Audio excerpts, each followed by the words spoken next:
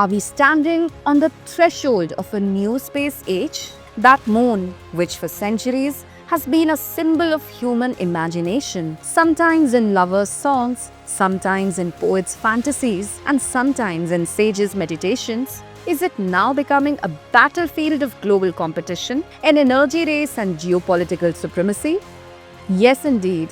Space is no longer just a realm of scientific exploration, but it has become a domain of international strategy, resource discovery, and the new arena of future economic wars.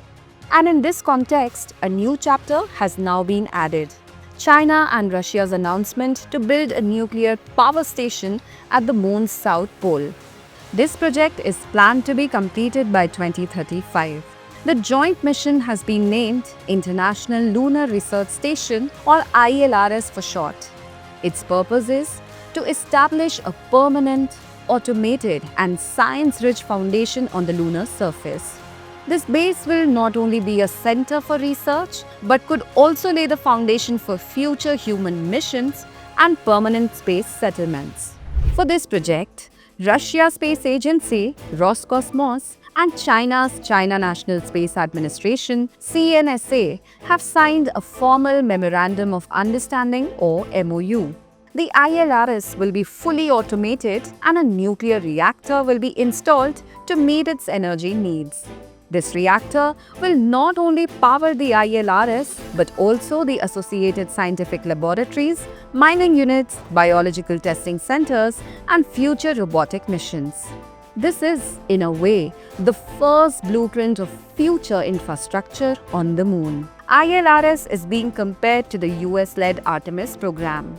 US and NASA aim to deploy a space station called Gateway in lunar orbit from 2027. More than 55 countries, the European Space Agency, and several private companies are partners in it. But ILRS's strategy is different. It will be on the lunar surface, creating a permanent scientific presence there, which might in future also raise questions about rights to resources. Thus, ILRS and Artemis reflect two different approaches. One, a consortium based in orbit, and the other, an initiative of surface dominance. ILRS is planned to be established near the moon's south pole within about 100 kilometers. This area is strategically very important. Here, sunlight remains for the longest duration, and there is also a possibility of water presence in the form of ice. This water can become a source of oxygen, drinking water, and fuel production for future space travelers.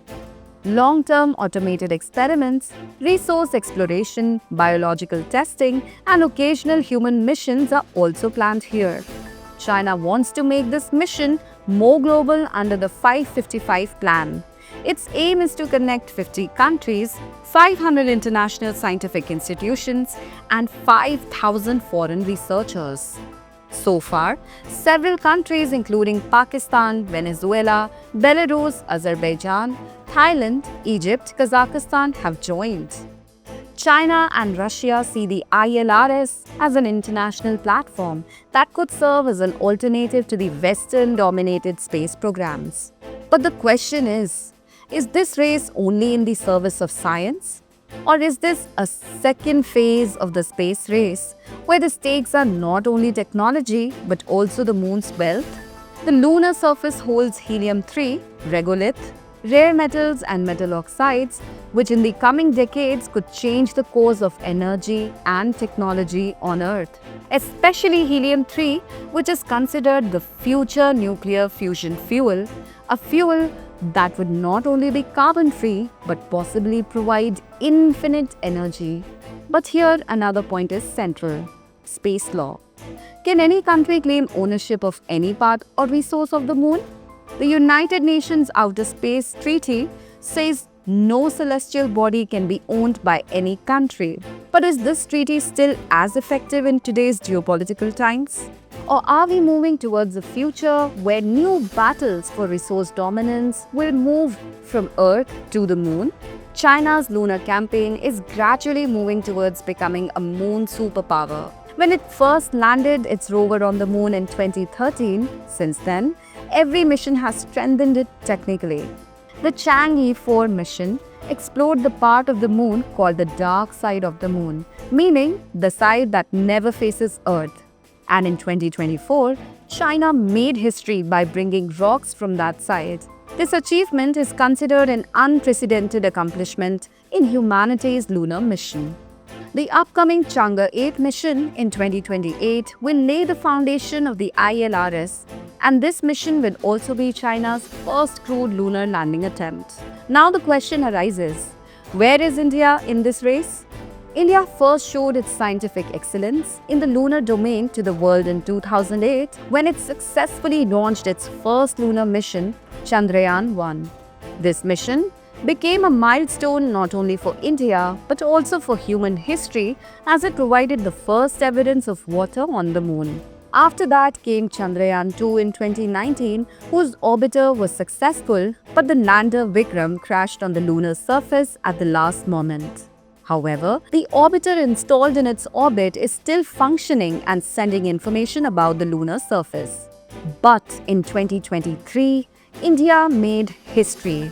Through the Chandrayaan-3 mission, India became the first country to make a soft landing on the moon's south pole, and it accomplished this feat with a low budget and indigenous technology. The lander Vikram and rover Pragyan sent data in just a few days, which not only earned praise for Indian scientists, but also placed India among the leading space nations in the world.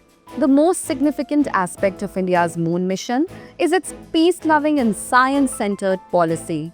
ISRO has always presented its missions as global collaboration, exploration, and for the benefit of humanity, not for showing power. So viewers, we pause the discussion here and note today's question. Analyze the implications of China-Russia's joint lunar mission for the future of space geopolitics and international cooperation.